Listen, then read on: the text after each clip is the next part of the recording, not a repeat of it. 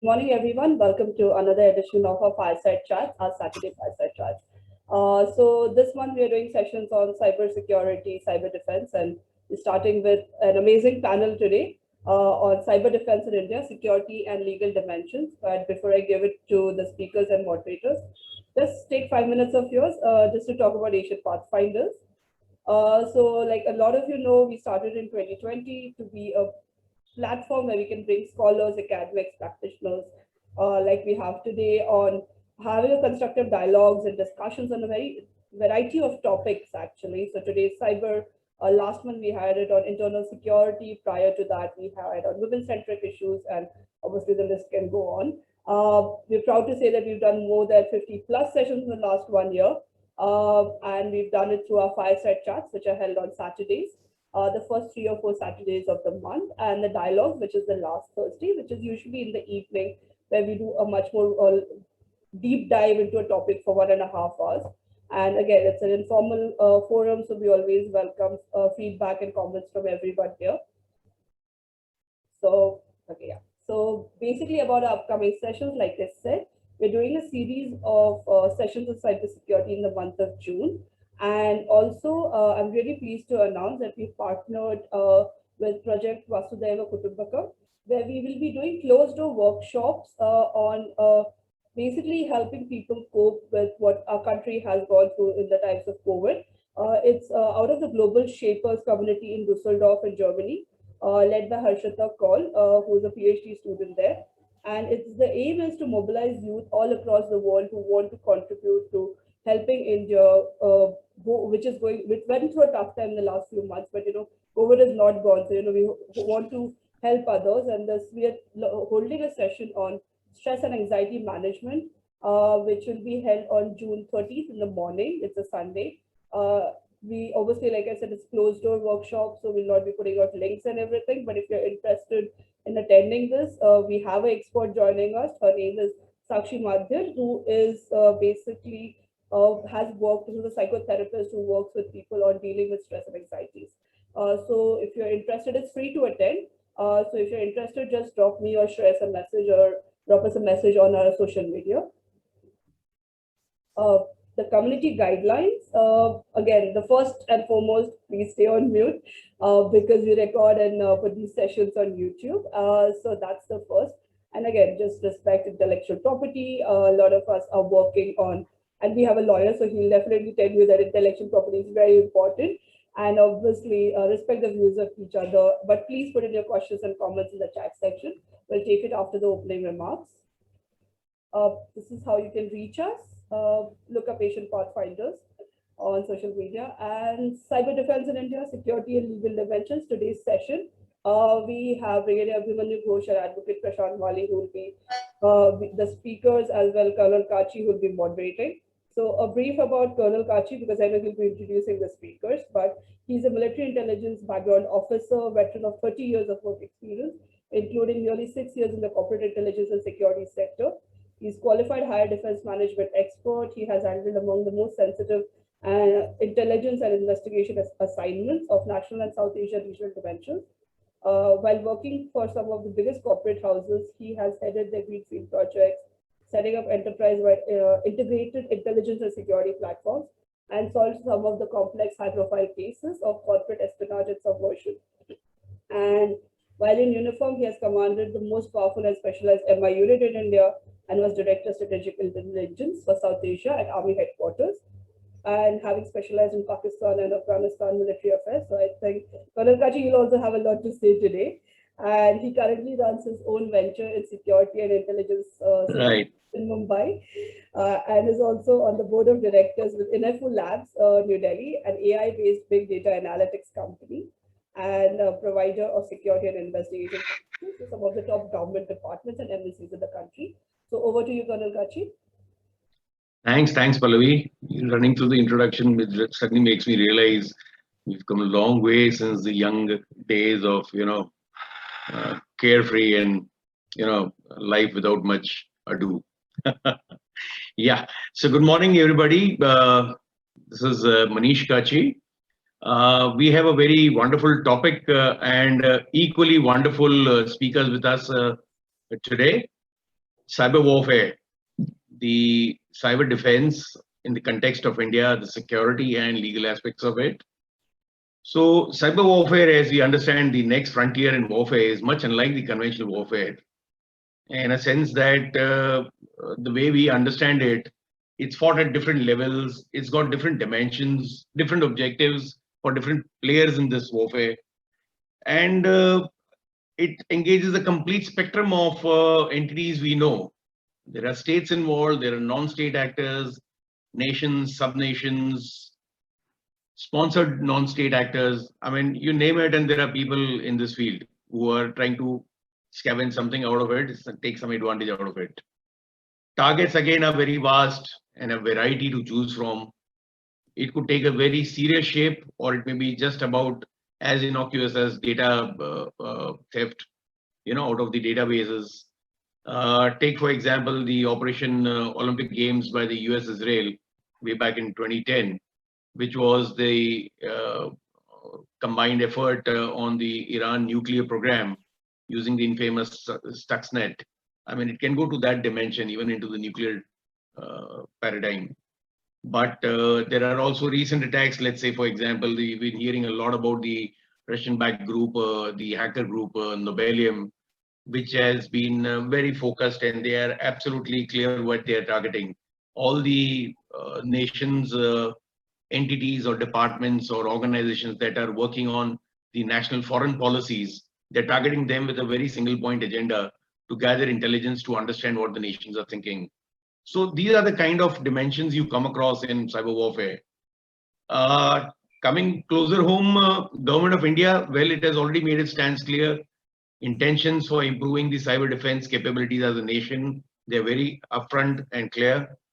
With the announcement of the Defense Cyber Agency, which took place a couple of years ago, we should expect that a whole lot of measures and strategies which would help India defend its military and non-military interests in the cyber domain, including critical infrastructure and various other data servers and what have you on the net, everything that's online. So there's a complex way ahead for Government of India to work through. And while talking of the warfare itself, most of the attacks remain below the threshold level to warrant a military action. As the other day I was having a chat with Brigadier Ghosh, and he pointed out that not everything has got a military dimension. There are multi-dimensional facets of this kind of a warfare. But who's behind it and what kind of a free willy effort is going on in whose mind? Well, this is a very, very dynamic kind of a topic, something which we will hear more and more from the speakers who have joined us today. And other aspect which we'll again be listening to a lot is what can you do to put checks, put controls, or keep a track of what is correct and what is not. Are there cyber laws strong enough? And if they are there, how do you implement them? What are the challenges in implementing transnation, global-wide cyber reforms and cyber laws? How do you have controls? So these are some of the issues which we'll figure today as we go on. Not going much into greater details. Let me straight away come on to the speakers of the day today. First, I would be introducing one of the two speakers whom we would like to hear out. And after we've heard him, I will again request to come back. And that is when I will introduce you to the second speaker in detail. And then we will request the second speaker to also take the center stage. First up, Brigadier Abhimanyu Ghosh, followed by Advocate Prashant Mali, Dr. Prashant Mali. Brigadier Ghosh, he is an Indian Army veteran with nearly 20 years of distinguished service in the uniform till 2010. He's a senior fellow of cybersecurity and digital technologies at the Delhi Policy Group. In his military career, he's been a UN military observer in Angola, Africa, the chief signals officer of a strike corps in the Indian Army. He's commanded the Army Cybersecurity Establishment, a very prestigious one at that.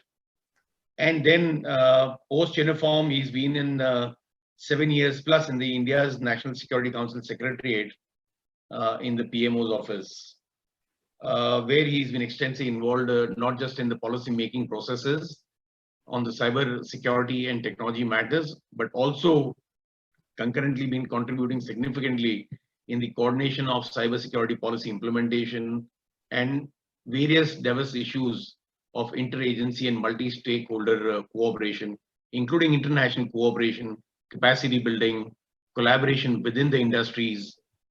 Brigadier Ghosh, he has represented the NSCS at several bilateral dialogues on cybersecurity cooperation and drafted several agreements or frameworks for such cooperations to work upon. A lot of work from his side has contributed to evolving of cyber defense measures globally. 2011, he was at the Munich Security Conference. In 2013 and 16 at the UNG meeting on the development in ICT. 2015 again, it was a UNG in New York. 2017, he was a co-chair at the Indo-US Cyber Dialogue in India. In 2015 at the BRICS Experts Committee meeting in Moscow. So at various fora, he has been representing in some form or the other and putting across his valuable views. At a multi-stakeholder level, he has participated and contributed in the Global Conference on Cyberspace, also known as the London Process, in London, Budapest, The Hague, and New Delhi. Besides, he's been contributing several professional articles in journals and presenting his papers at various national and international fora. He's co-authored the report Credible Cyber Deterrence in Armed Forces of India. As a member of the task force of Vivekananda International Founder, the report was released by the Raksha Mantri in April 19. Brig Ghosh, an alumnus of National Defense Academy, somewhere where I also come from incidentally. He holds a master's in philosophy, master's in science, and telecommunication engineering degrees. He is qualified in a number of cyber security professional certification courses, a fellow of Institute of Electronics and Telecommunication Engineers, and a life member of the Computer Society of India. So that's the wonderful expertise and the professional background that our speaker, Brigadier Ghosh, comes from. And he will be talking to us essentially on the cyber defense measures in India from a security perspective, more focused on security, and I'm sure he will be able to intertwine it with the legal and cyber law affairs as well, after which we will move on to the other speaker. Over to you, Brigadier Ghosh, sir. Thank you, Col Manish, and thank you for your introduction. It's quite long, but thank you all the same. And my thanks to Pallavi and Asian Pathfinders for giving me an opportunity. And thanks to my fellow panelists, Manish and Advocate Mali, and also to all the participants who have joined to listen to our talk.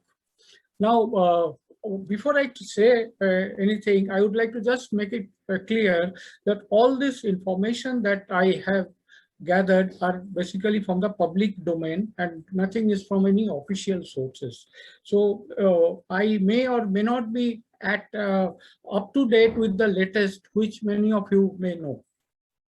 So with that background, now when we say cyber defense, we basically, it is the cyberspace we are talking of. And what is a cyberspace? Is it the internet? Is it the networks? Is it the data? Is it the cyber persona behind the computer, or as we say in the army, man behind the machine? Who is the cyberspace? The entire this ecosystem is cyberspace, and when you have to defend, we have to defend this entire ecosystem. Now, with that background, when we come to our Indian ecosystem, we find that we have made a lot of progress, and the Digital India or the COVID-19 pandemic both have really accelerated the Digital India, our process. And today, we can proudly say that we are the second highest internet users today. And as per a report, there would be about 900 million active internet users in India by 2025, and that will be about 45% jump from previous from today. Now, along with the, so why do I talk of the mobile? Because mobile is the thing on which the Indian citizen or the Indian users have jumped onto straight away. There are majority of the Indian active users who are on the mobile. And when you say mobile, it is the networks, it is the social media, which is not only influencing these users, they are also affecting the security of the entire ecosystem. Now, with this mobile and the network, the next third thing is about the cyber persona that we there. You know, I may be Brigadier Abhimanyu Ghosh in front of you, or I may be Abhi Ghosh in another channel, or I may be A Ghosh in third channel. So a cyber persona may be more than one entity and identity, and that has been one of the problems in the cyberspace. And that leads to misinformation, that leads to impersonation, that leads to disinformation and hate campaigns that are going on in this cyberspace.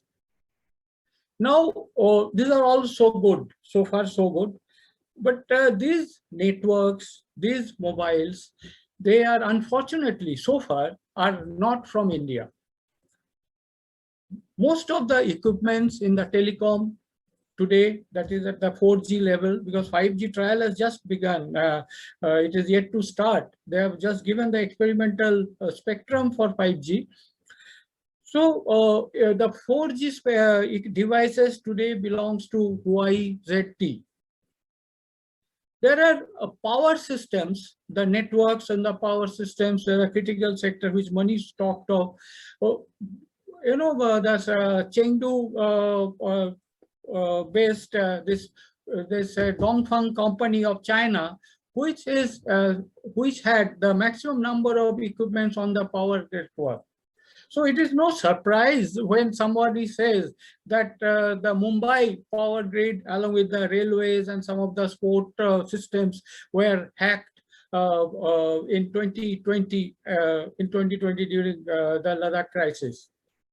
Now, along with this Chinese devices that are coming, there are these social medias. The social media in India are mostly multinational. The Indian social media, unfortunately, has not taken up the way it should. Even after the banning of more than 59 apps by the Indian authorities during the Ladakh crisis, on the basis of our sovereignty and security concerns. So this multinational companies, the social medias, more than 500 million odd WhatsApp users, or 400 odd Facebook users, or something like 5 million odd Twitter users. Today, they dictate the terms of how the data has to be controlled, or how the user's privacy has to be controlled. Recently, WhatsApp had given a privacy law, privacy rule, which they wanted to be implemented by 15th, or they would have deleted the account. That has not happened. But unfortunately, when such a thing had happened, the people had moved from WhatsApp or Twitter, mostly not to any Indian, although COO is there. COO has got about 6 million users base, and it is also a part of the significant social media group, which Advocate Mali will certainly talk of. So I'll not speak much on that. But most of them jump to either Telegram or to Signals as an alternative. So these pose a big vulnerability for today. Now, when you have the Chinese equipment, when you have the data residing out of the country, there is certainly a matter of concern for people who want to defend the cyberspace. Recently, you know, the 5 million passenger data was hacked of Air India.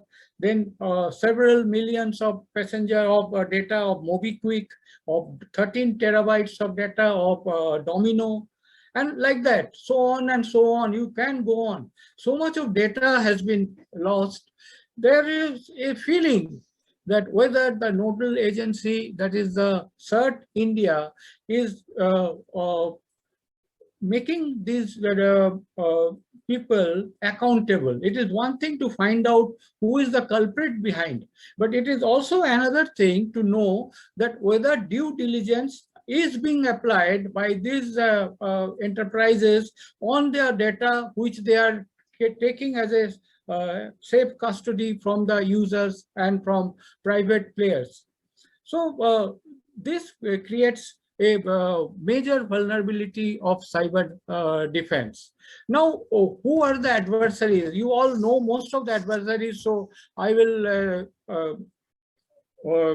not dwell much on it, but I would certainly say that foreign intelligence agencies, foreign armed forces, and the foreign data, all these data companies or the digital companies are equally complicit in either stealing your information or making use of that. When we talk of the US, we say very nicely, or we generally appreciate them, that they have a strategy, military cyber strategy to look after the cyber defense. They go for the persistent engagement. They go for deployment beyond their borders to make sure that their networks and data are safe. And yet what happened? The domestic networks of the US, in the last 3 months, a series of them got hacked. Several data have been stolen, or even a like Colonial Pipeline that was made inoperational for more than 6 days. Now, they are also struggling with the strategy. They are struggling with how to distinguish or how to differentiate between the role of the armed forces in defending the cyberspace vis-a-vis the role of other security agencies within the boundary. And that is why when I discussed with Manish, I said that whether we talk of digital Pearl Harbor, the basic attacks come to in the cyberspace from below the threshold level, a level below which a cyber attack may not take place. Advocate Mali will talk of the latest developments that has taken place recently at the UNGGE and others, where people have discussed about this UN Charter, about the international law, about the norms of state behavior to look after the armed forces and the cyber conflict.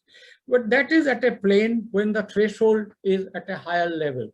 But most or majority threshold are below, and therefore there has to be an integrated approach of all the security agencies, including the armed forces, in defending our cyberspace. And defending against whom?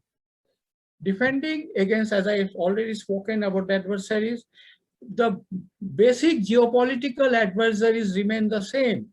We have China not only as our territorial adversary, it is also the most significant and most important adversary in the cyberspace, because of the points that I have told you about the equipment, about the data mining, about the data harvesting that they're doing, but also because today they are technologically superior as of date today, and their organizational capabilities in terms of the SSF, that is the Strategic Support Force, or you have the NSD, which has linkage to their intelligence agencies, that is MSS and MPS, that is that security service and public security service, and those with those they are interlinked. And there is an intelligence law in China which makes it mandatory for all the equipment players in India or anywhere outside China to share their data with their government or the intelligence agencies if the need arises. So China becomes the #1 adversary in all respect. Now, when China is so much progressing, I'm sure the iron friend of China, that is Pakistan, may not lag behind. Pakistan may lag behind in capabilities or technologies, but today it is very, very active as a for misinformation and disinformation campaigns. Most of the ISI operatives, they communicate with the terrorists or the people who are the sleeper communities who are there in our country through social media, through various other communication channels. And there are several occasions during the Ladakh crisis when several misinformed informations were put on the net, and that created a public order situation in India. Now, recently, not very recently, but you all must be knowing on 26th January, that Red Fort, when the Red Fort thing happened, the most of the social media posts were from outside the country. Even a toolkit which was supposed to be deployed was from outside the country. When such things happen, there is certainly a requirement of defense not by only operational means, defense by legal approach, defense by regulatory approach, defense by institutional approach, defense by capability approach, a capability building, and defense by, of course, finally, of course, the defense by our own intelligence or own security agencies to fight with such menace. With that much of background, now let us come to the strategic directions that Indian government is giving to this menace. There are several regulatory measures already in place, and several, as you know, recently some more have come into being.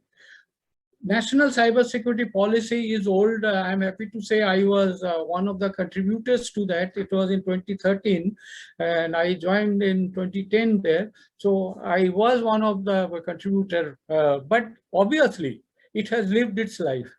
It has lived its life for many reasons. Technology is one of the reasons. Privacy concerns is another reason. And various other reasons are there, that coordination and synergy.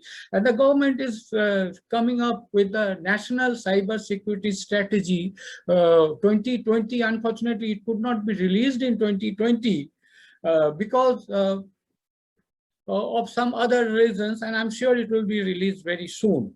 So the National Cyber Security Strategy has talked of three things. It's there in the public domain, because since it is not released, I cannot tell you the exact things, but whatever was there in the public domain, the vision of the national strategy was to have a secure, resilient, and free cyber ecosystem with the three pillars. Firstly, to secure the cyber ecosystem. Secondly, to strengthen the people, process, institutions, capabilities. And thirdly, to synergize by cooperation and collaboration. If you go by these means, and I'm sure certainly you can get a feeling that how the defense of cyber can be there. So when it comes to secure, obviously we have all these institutions under the IT Act that you all, majority of you know, that is CERT India, we have the NCIIPC, that is National Critical Information Infrastructure Protection Center, that is there since 2014, and CERT India since 2004. And then we have the IC4 that has come up recently, integrated command control system, that is that IC4 for criminal investigation, cyber investigations at the MHA. Those are already in place. But armed forces are also in place, as Manish has talked about. Defense Cyber Agency. Defense Cyber Agency is capable of looking after the defense of Indian cyber space in the armed forces networks. But for the networks in the hinterland, like as I told, as Mr. Sanjay has given me a question also about this Mumbai power grid attack thing. As if it is happening in the hinterland, it is people like Mr. Sanjay, people, the law enforcement authorities, and various other security agencies need to team up together and function. So I have a suggestion that there has to be a joint threat intelligence platform, which is to be manned by the defense armed forces, by NTRO, by DRDO, and all the security agencies who come together not only at the joint threat intelligence platform, but also at a joint operations center to have an integrated approach towards security. So that will make the institutionally very much a stable system, and I'm sure the government and NCSC is working on it. One more thing, I think I'm already time is over probably. I'll take just 1 or 2 minutes more. When you say strengthen, capability building will play a big role. Atmanirbhar Bharat is not only for the physical world. Atmanirbhar Bharat is very much and more relevant in the cyber world. The Make in India of IT hardware, telecom hardware, that is taking now a precedence, or the government is giving a priority by providing the productivity linked incentive, PLI, that they are saying.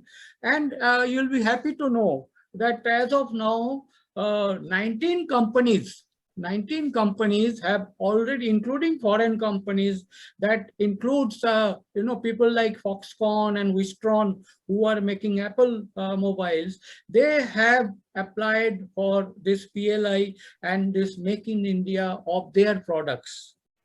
Similarly, for the telecom equipment, the PLI has been signed. But one of the major capability building that we have to do is about semiconductor chips.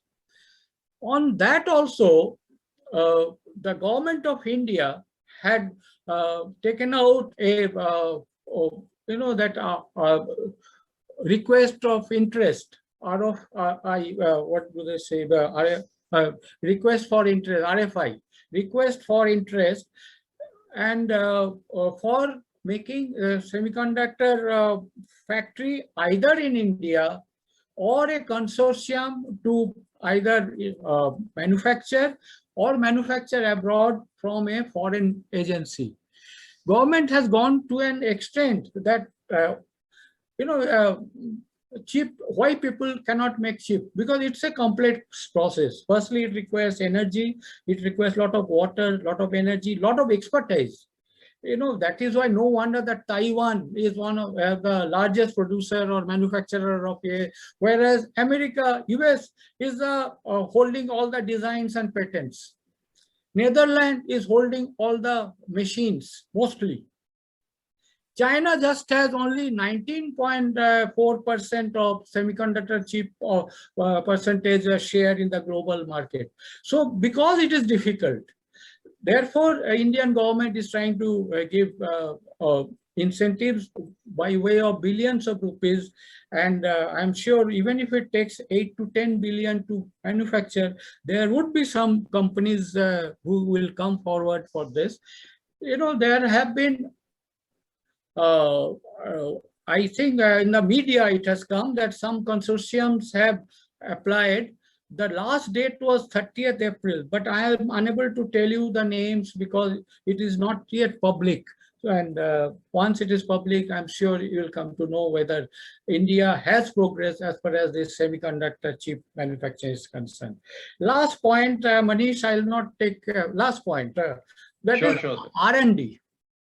R&D takes a precedence. Unless you have R&D, you cannot have capability. And these are all part of cyber defense. Very true. Because today you need R&D not for only for making tools. You need R&D for the technology, for artificial intelligence, for quantum technology. R&D recently in the last budget, 8,000 crores was given for quantum computing. Similarly, artificial intelligence, several institutions, IITs are working on that on R&D. So there has to be a distinction between basic R&D and applied R&D. Applied R&D is by the agencies concerned who have to fight operationally. And basic R&D has to bring us to a level. And this R&D will also help in having standards. Today, China controls the standards ecosystem. Every standard, whether it is 5G, whether it is 4G, whether you have for various apps, you have the standards by China. So the standards have to be made based on R&D, because one who makes standard, he has the fast mover advantage. And therefore, whatever he gets a patent, he gets a loyalty for that. And thereafter, he dictates or controls the market. China is trying that, and we have to beat them in that. It will take a lot of time, but we are positive that with the kind of people that are there, I'm sure it will will succeed. I'm sure. I'm very positive on that. Particularly for the people, I would say that as far as the common people are concerned, they also are part of the cyber defense by way of maintaining cyber hygiene, by reporting the any breach of data or any criminal activity on the cyber portal. There is a MHA, there is a cyber crime portal is there. IC4 has got several contacts. So those have to be taken up by the common citizen who are part of the cyber persona for defense of Indian cyberspace. Thank you, ladies and gentlemen. I think I have overshot the time. No, so that's perfect. There's so much more one can realize. There's so much more to learn from you, and probably even as much more time as you already spent. Even if you were to take that much more, there would still be a lot more we would want to know from you. There's such enriching it is. Thanks, Brig Ghosh, sir. Thank you. And a lot of insights into things which actually matter. You know, we've been hearing it at a 10,000 level view, 10,000 feet level view, but yours was linking both the 10,000 feet level and the 10 feet level view both. So beautifully you had enmeshed them, and I'm sure there is you've thrown up in fact a lot of questions for the experts and the people working in this domain, than trying to give a solution, and that is exactly what triggers people to start taking cognizance of it as a serious threat and something serious they need to work upon. So thank you so very much, Brig Ghosh, sir. It's been quite enlightening. There are a few questions which have come up which people wanted to ask, but I think that I'll keep it for open forum discussion after we've had another wonderful round of enlightenment, in fact, insight. And that insight will be into the field of cyber law. We have with us Advocate Dr. Prashant Mali. Good morning, sir. And Advocate Mali, I'll just take a little while to introduce everybody, especially those who may not be aware. I have personally known Advocate Mali for some years now. He's an internationally renowned cyber law and a cyber security and privacy expert. In fact, he's authored several articles, several publications, books, He's practicing at the Mumbai High Court as a lawyer based out of Mumbai. Besides Advocate Mali, he's also the founder and president of a premier technology law firm, one of the best in the countries you can come across, by the name Cyber Law Consulting. The advocate, he is trained several police officers, judges, and such entities who are directly dealing in the cyber law and related fields, be it at the National Police Academy, National Judicial Academy, and so many other such fora. Incidentally, not many may be aware, but Advocate Mali, he is the first PhD from India in cyber warfare and international cyber laws. He's been recipient of several awards, several distinguished titles. He's been the best cyber lawyer for 2017, awarded by the India Legal Summit at the hands of none other than Soli Sorabji. In 2016, he was the Cybersecurity Lawyer of the Year again for India, and this time it was from the Financial Monthly Magazine of the UK. Earlier in 2014, again he was a Cybersecurity and Cyber Law Lawyer of the Year. This distinguished title was given to him by the Indian National Bar Association then. Advocate Mali, he is a master's in computer science and master in law. He's done his PG in cyber defense from the Cranfield in UK and a PhD in international cyber law and cyber warfare, as I said. Besides, he holds certifications in computer forensics, system audits, with a working experience exclusively and extensively in the fields of IT security and law for more than 25 years. He's a noted Sheving cybersecurity fellow and participant of the IVLP USA in the linking digital policy to cyber crime enforcement. His participation over there was well recognized. Besides Advocate Mali, those who've been following the electronic media would have seen it. He's been appearing in interviews and chat sessions and so on almost every national TV channel, news channel, and information channels. He's often quoted by some of the leading newspapers in India as well as abroad. And you find his contributions and write-ups and so on in some of the leading magazines.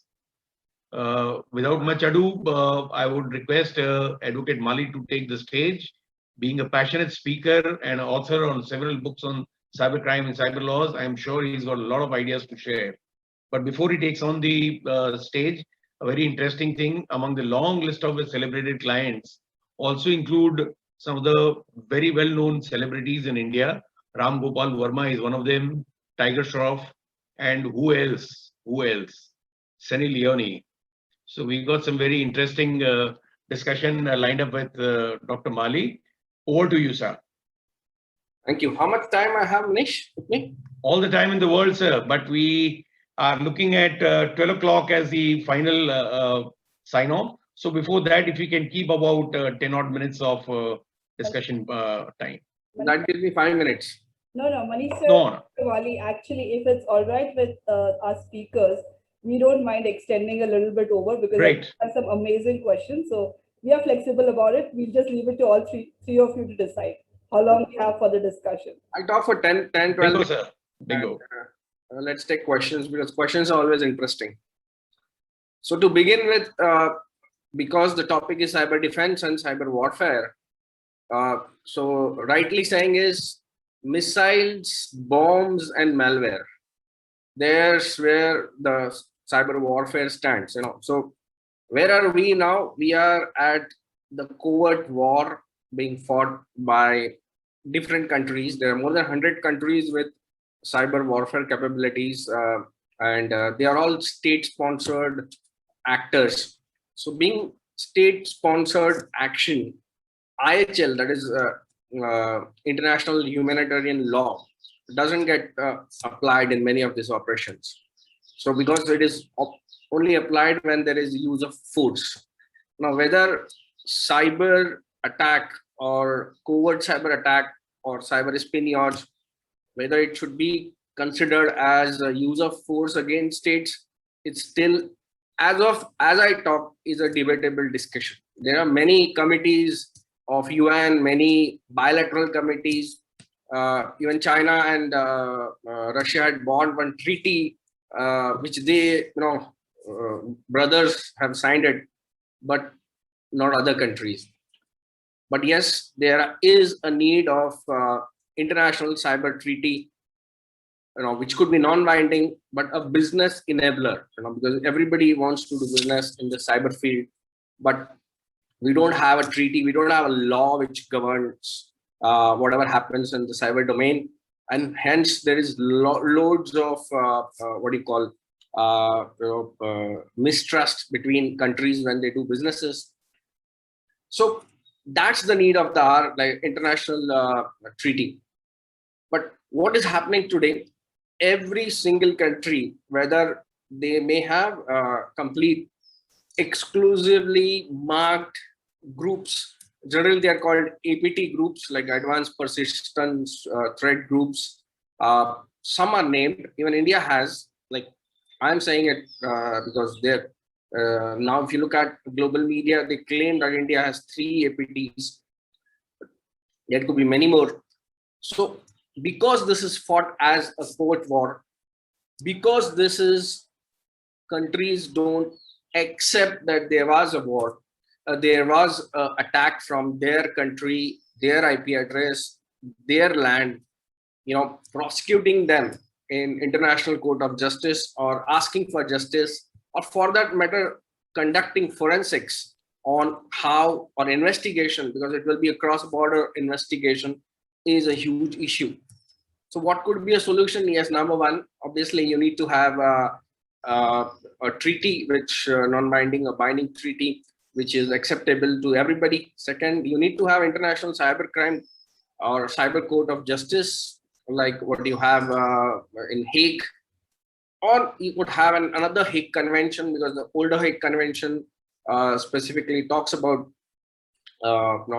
protection, but it does, because it's a predated pre-cyber era.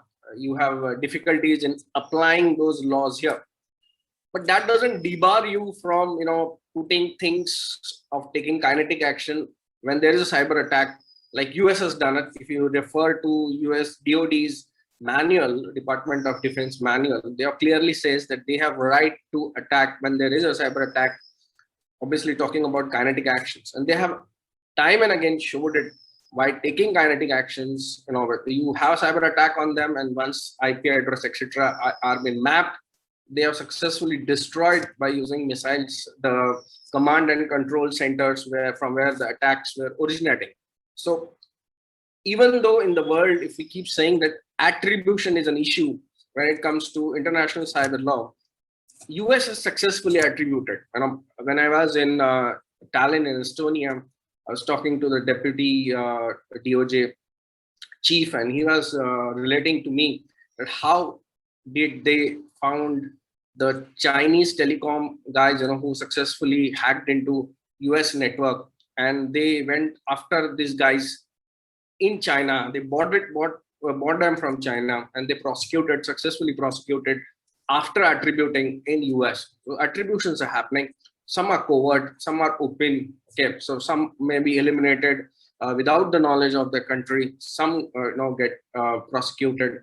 So many a times, because attribution is happening, pointers have even come to India. Indian call centers have come. So whether or no Indian CISOs, whether they want to participate in the cyber warfare, international cyber warfare or no, they get indulged in it because they are having IT infrastructure, and they are part of infrastructure.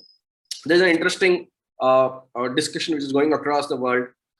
Can we make Amazon Web Services, Amazon Web Services, everybody is aware, biggest cloud service provider, as one of the cyber combatant, as defined in the IHL. So such kind of discussions are happening. Very constructive discussions are happening.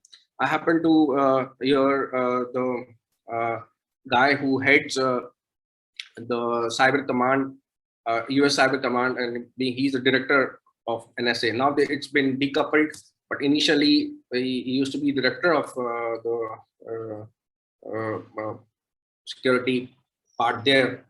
He was saying that he had a different radical idea of applying the law of C to cyber space, or applying law of space to cyberspace, because it's the only treaty which happened, law of space and chemical warfare treaty. These are the two oldest or the newest treaties which internationally people have seen. Like in law of space, where there are many signatories to it, and once it got signed, we have come out with satellite killers, or who have weapons which can destroy satellites. It was tasted later, but there are certain things to which everybody is signatory to, of how law of space is governed. And just imagine today, if the law of space was not there, and with Tesla launching so much launching so much amount of satellites in the space, below space kind of thing, it could have been really messed. Very true. Cyberspace was really not envisaged before, and they keep talking and talking. Now, why? My PhD research, and during which I have presented papers, my research landed me to why this didn't happen. Or in fact, when I was in US talking to their Deputy Attorney General handling cyber matters, he was very clear on it. Like, they have something called as ICPA, that is Electronic Communication and Privacy Act, which defends and protects privacy of every US citizen. And until unless ICPA is not amended, ICPA is not amended or modified or updated, you really will not get a lot of data from US flowing to India. There may be a lot of talks. Ultimately, you're governed by the law of the land. So ICPA had that bilateral between Europe, but that is nothing there between India. So there are laws, old age laws, which protect their privacy. So until unless privacy is an important factor when it comes, why international cyber law treaty is not happening. Because now, if you look at even in India, heated discussions on privacy, with all this big FANG fighting, bullying Indian government. Yes. Now that privacy is getting heated up, and shortly we may have the Data Protection Act of our country, and then it will really become more difficult and difficult, because everybody wants to protect their privacy in their country. So what is happening is, because everybody wants to protect their privacy, because everybody wants to exert their sovereignty on the cyberspace of their own country. This is the second reason. Third reason is because deglobalization is happening. If you look at this pandemic times, deglobalization happening. Now even Americans are not thinking of making their factories in China. Everybody wants to take businesses to their own country. So deglobalization is happening. This is the third reason. Fourth is because lack of international cyber treaty, you really cannot prosecute international cyber criminals and get justice, or procure insurance like benefits, huge legal risk. So there are 4-5 reasons why I, in my PhD, have concluded that balkanization of internet would happen. Balkanization is people want to exert sovereign power to it. Globalization and open internet, what was happening is that lawless situation is existing as of date also. But if you look at China, they have already fenced their cyberspace. You look at Russia, they have passed a new cybersecurity law which allows them to think of their cyberspace. Why should India be behind? I feel India, with all this new legislations coming, effectively will fence it. And with all the data localization talks happening in our country, what is data localization doing? Data localization is the fifth point why I say balkanization will happen, because everybody, data being its asset, very important asset, everybody wants this kind of data to be their own shores in their own boundaries. So sovereign power can be exerted. The value of the data is really great in today's term. So it's all these 5 reasons. I feel I've concluded that balkanization will happen. Balkanization would be a reason. Balkanization will actually help to govern your cyber boundaries. There could be business pipes flowing across all the countries which you trust. A trust B. You don't trust Pakistan. Don't give a pipe from India to Pakistan. You don't trust China, as China doesn't trust us. Pipes can be missing between these two countries. So why not govern even the pipes from where the data flows to these countries with with law, which is not happening now. It's a free flow. We have issues like dark nets. We have issues like Bitcoin and the currency, which is hovering on Indian economy as of now. So hence cyberspace needs to be regulated. And right now what we do is there's a lot of discussion. I have attended so many conferences, talked to many stakeholders while my PhD was going on. More than 3,000 stakeholders. I even had a talk with Michael Smith, who teaches at the known as Cyber Warfare Guru, and speaks at the US Naval College. He teaches there. I had a great interaction with him during my ideas of. I have gone ahead and defined what is cyber weapon techno-legally. If tomorrow, if there is a cyber treaty, cyber warfare treaty, this definition can be considered. I'm not saying it should be. It may be considered because it is now being referred in across the world. So going ahead from the law aspects, there has to be concerted efforts, not diplomatic and political efforts, committees to show that something has been done. And then when everything is done, lots of money, lots of time has been concerned, and the paper which gets generated has no authenticity. It's just for research papers, the researchers like us, that this was done. International Committee on Parliaments decided this, but what is the ratification? Who is ratifying it? You make papers, but there has to be ratification, and there has to be implementation.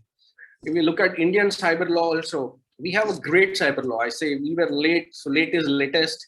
We have a great cyber law in our country. Where's the implementation? The problem here in India, even with the cyber law here, is implementation. We are recruiting the same police by asking them to run around 8 kilometers and then testing their physical acumen, and then we want him to man a cyber police station. That obviously they feel like it is a punishment posting. So this ground reality is, if they're not handled, even in the international arena of cyber warfare, instead of chit-chatting, generating proper papers, not just to end with, I had this discussion with a European diplomat who sits in the EU consulate. I asked him, what do you do? What is your daily? He's from Brussels.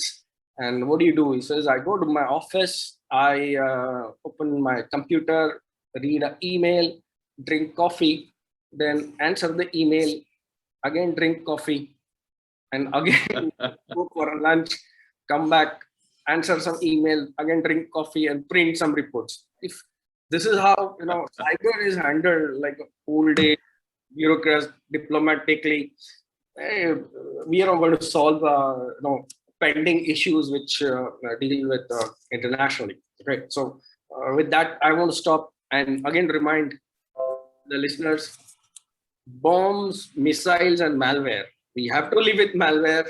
Malware is cyber weapon. This cyber weapon is not only countries to countries. It is going to haunt governments and even civilians.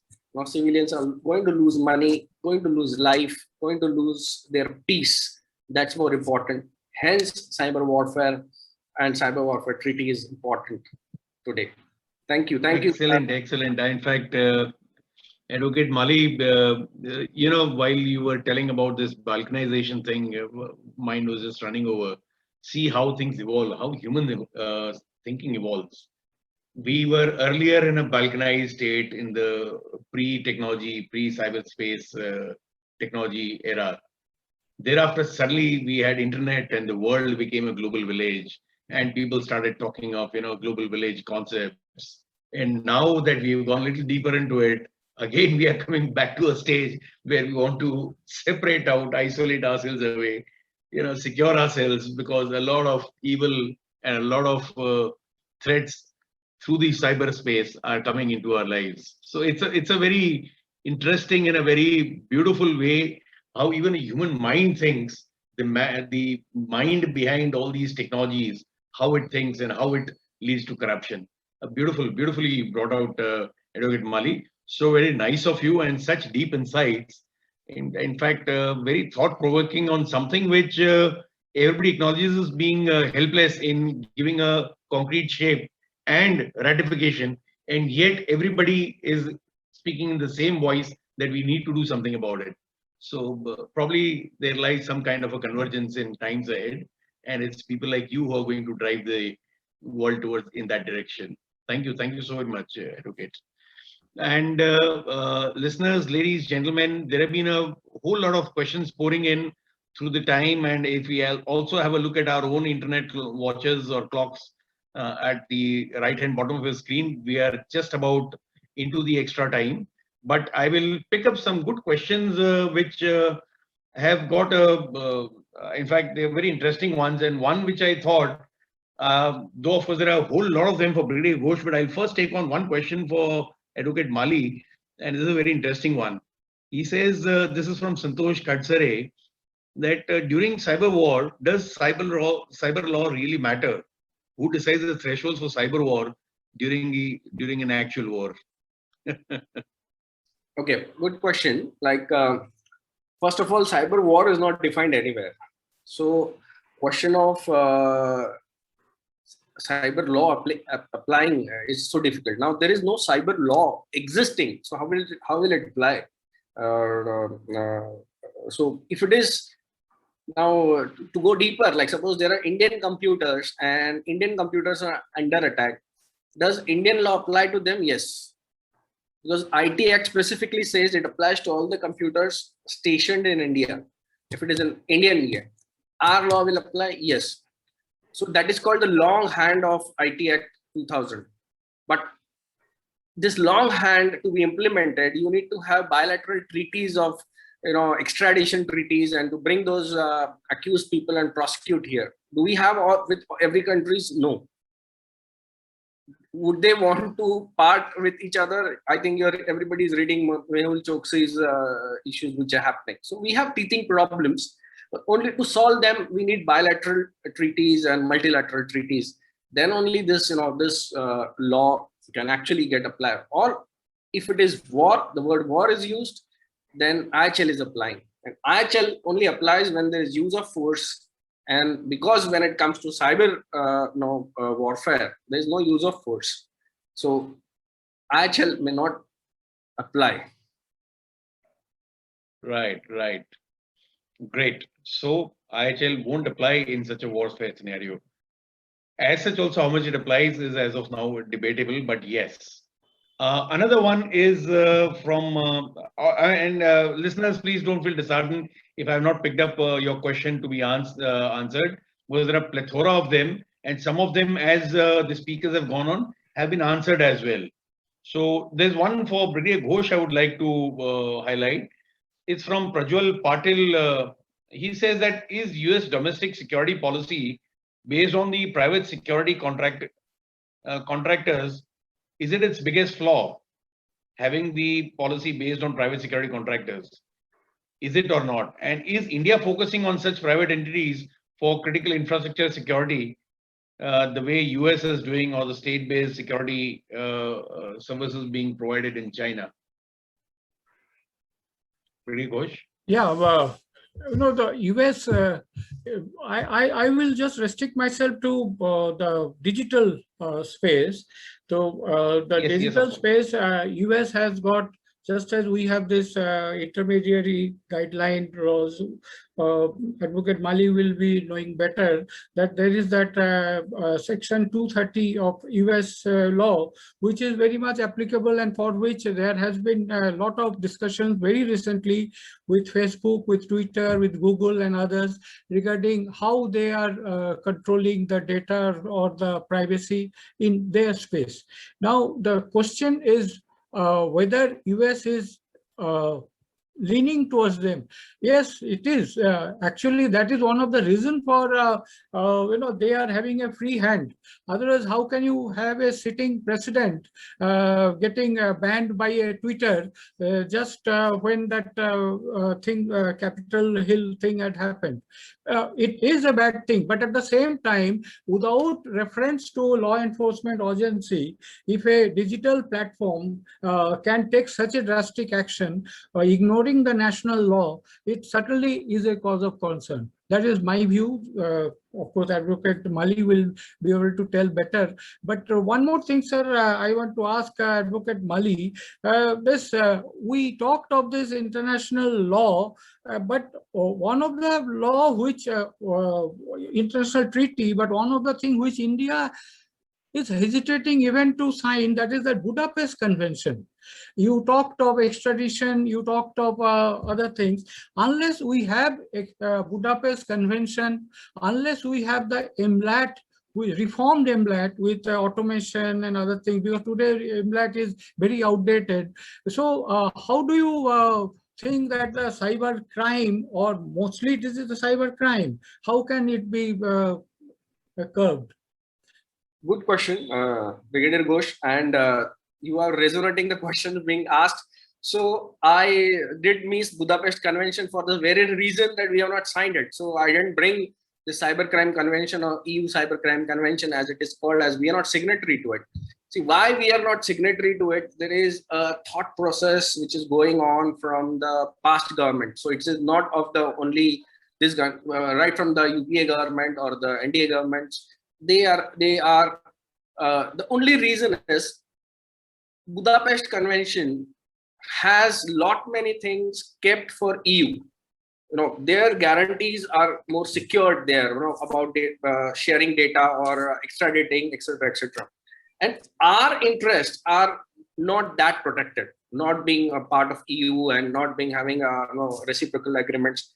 So because of our interest not being protected at the way as we want, we have to toe their line.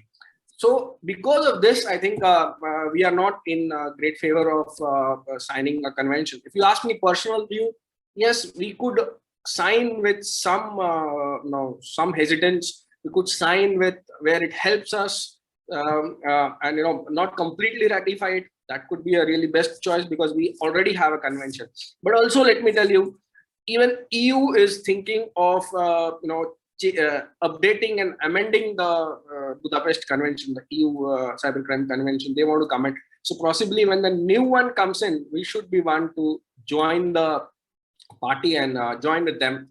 And but there are always options open. We can have multiple bilateral treaties with US, with UK, and with EU, and one treaty where data can be exchanged. I fail to understand that when we go on table on bilateral treaties, the amount and the demand what they do and what we ask doesn't match. I gave an example of ICPA because they have their domestic laws which don't favor to sign bilateral treaties, and even if they sign, that doesn't have a meaning because in the bilateral treaties, if you say we'll follow domestic laws, then you really can't. If the US citizen, you're not going to give us data. What Google does right now also, it doesn't give us data when it comes to IP address being in US.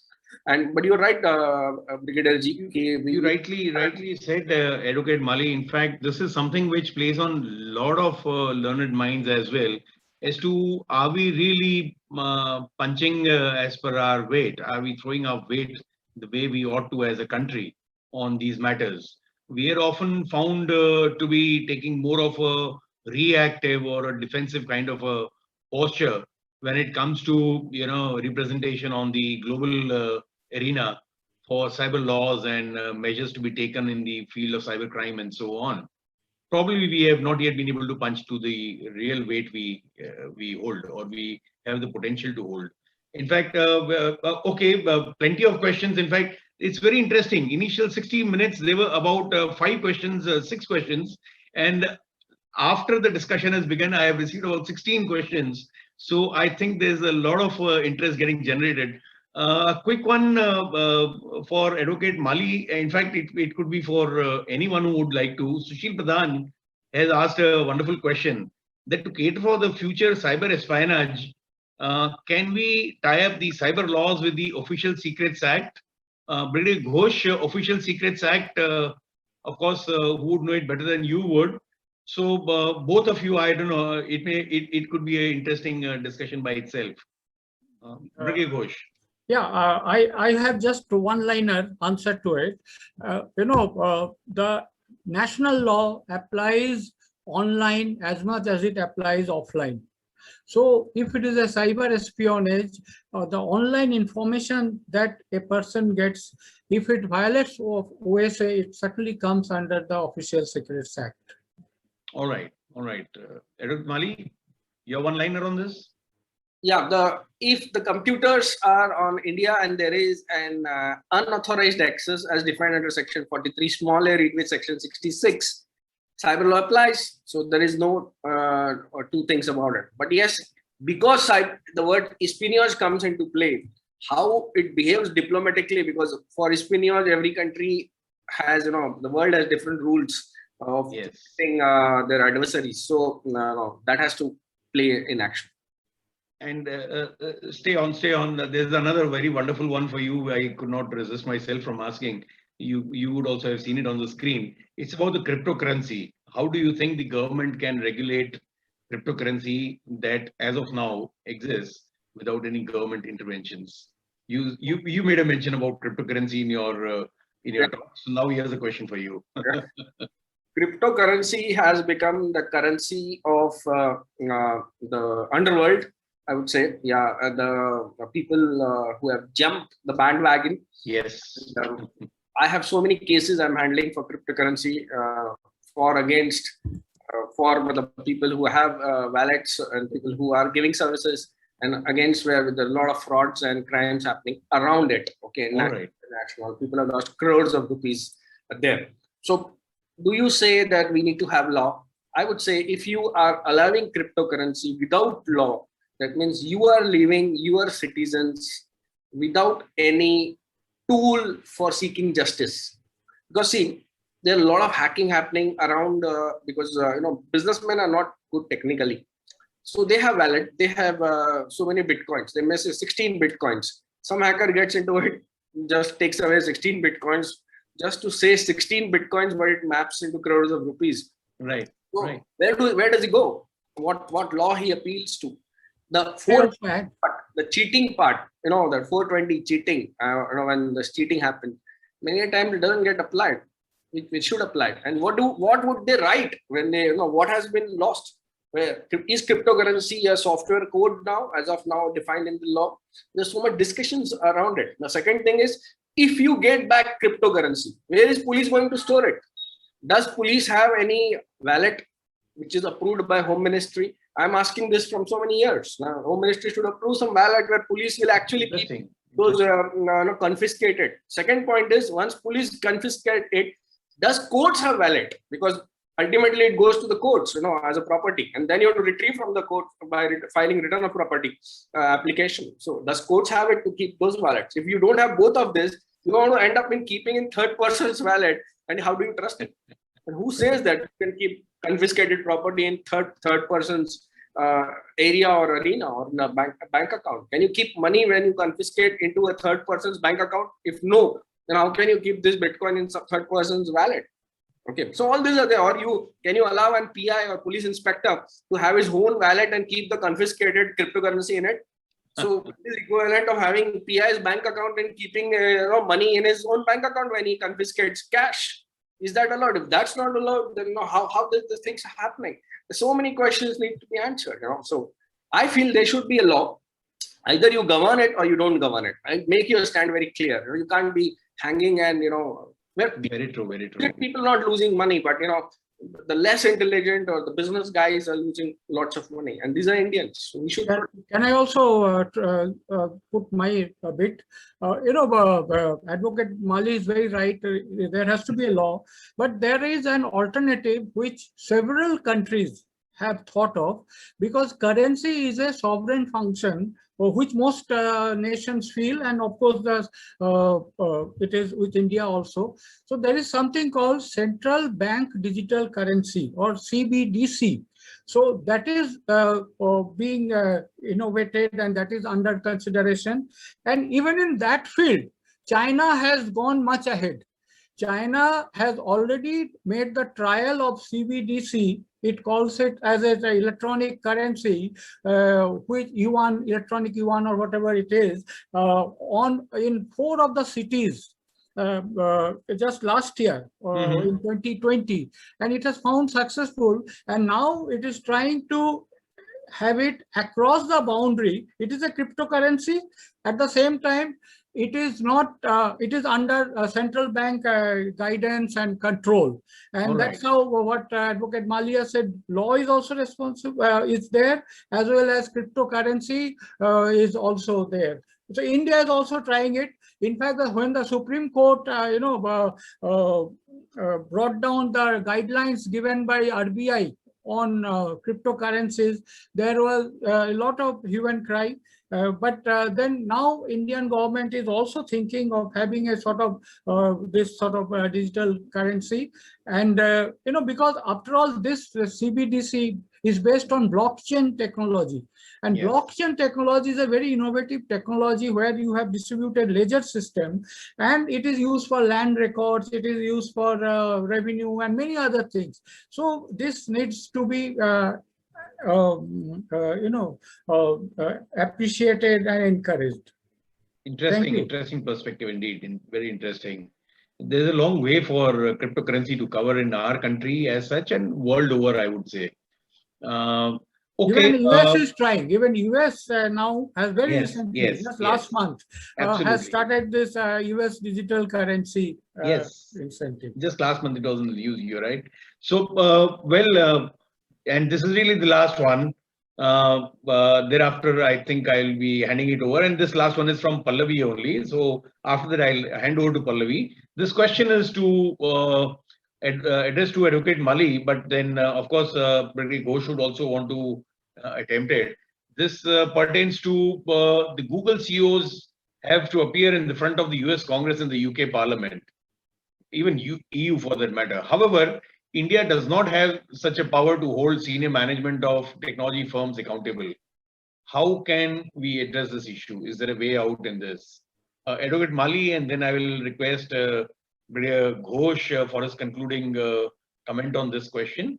And then, of course, I'll request Pallavi to take on. Jay. Now, who says that India or Indian Parliament doesn't have power to do this? It is only the lack of political will with Indian politicians and Indian ministers. We can always call them to our parliament, to committees, various committees which have been formed, and they have to answer. I think once we have done that also, the IT committee had, I think headed by Mr. Tharoor, had called them. But yes, we need to empower those committees also, that after calling, what are they going to do? And see, ultimately, coming back to the same point, in India, implementation gets poor. We do all that, committees and committee over committee, and then reports and everything comes down. That's perfectly well. We go by all US SOPs when it comes to formation of committees and making reports, etc. Implementation in a country like India is poor. Implementation like US or implementing like other grown countries is the issue in India, because then it boils down to the same old system. And that system is not oiled up to take these challenges. Why they are doing this with us?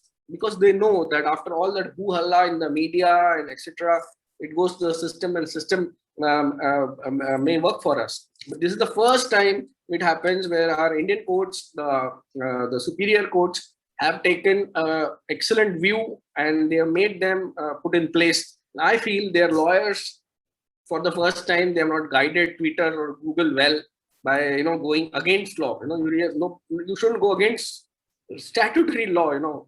Courts are not there to rule against the law. They will interpret the law. They won't want to say that the law made is wrong. That's a parliamentary job. They won't want to do that. And this was wrong guidance, legal guidance to these companies, and they are facing the brunt.